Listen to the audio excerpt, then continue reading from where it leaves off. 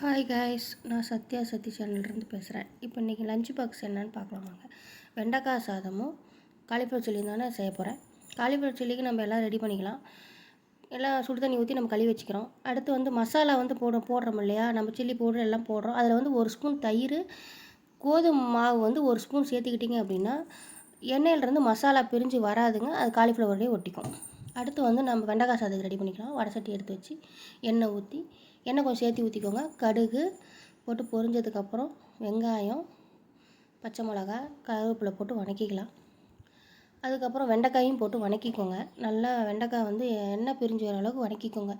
ஏன்னா அந்த வளவளப்புலாம் அப்போ தான் போகும். அது வரைக்கும் உப்பு போடக்கூடாது. நம்ம தக்காளி சேர்த்துறோம் இல்லையா, அப்போ வந்து உப்பு போட்டுக்கலாம். இப்போ வந்து அடுத்து நம்ம இந்த பக்கம் வந்து அடுப்பில் வந்து எண்ணெய் ஊற்றி வச்சாச்சு. காலிஃப்ளவர் சில்லிக்கு ஒரு கிண்டிக்கலாம். காலிஃப்ளவர் சில்லி கலந்து வச்சோம் இல்லையா, அதை வந்து இப்போ எண்ணெயில் போட்டு எடுத்துக்கலாம். அடுத்து வந்து நல்லா வெண்டைக்காய் வந்து நல்லா வணங்கிடுச்சு.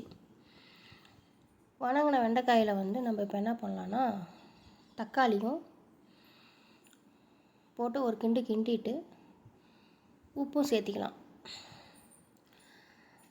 உப்பு சேர்த்தி ஒரு கிண்டிட்டு மசாலா என்னென்ன போட போகிறேன்னா வந்து கரம் மசாலா, அடுத்து வந்து ஜீரகத்தூள், மிளகாய்த்தூள், மல்லித்தூள், மஞ்சத்தூள், இது மட்டும் தான் போட போகிறோம். இப்போ காரத்துக்கு தகுந்த மாதிரி நீங்கள் சேர்த்திக்கோங்க. நல்லா கிண்டி விட்டு என்ன பண்ணணுன்னா ஒரு 10 நிமிஷம் மூடி வச்சுருங்க. அந்த 10 நிமிஷத்தில் இடையில நம்ம கிண்டி விட்டுக்கலாம். பாருங்கள், காலிஃப்ளவர் சில்லி ரெடி ஆகிடுச்சு.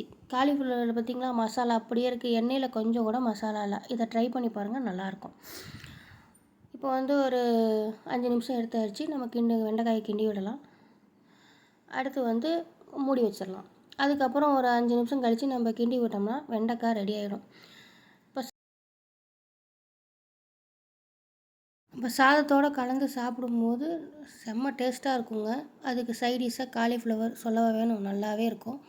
இப்போ சாதத்தோடு கலந்து எடுத்துக்கலாம். எடுத்ததுக்கப்புறம் வந்து லஞ்ச் பாக்ஸில் சர்வ் பண்ணிக்கலாம். வெண்டைக்காய் சாதமும் காலிஃப்ளவர் சில்லியும் ரெடி. இந்த லஞ்சுக்கு உங்களுக்கு இது ரொம்ப பிடிக்கும்னு நான் நினைக்கிறேன். பிடிச்சிருந்தால் லைக் பண்ணுங்கள், ஷேர் பண்ணுங்கள்.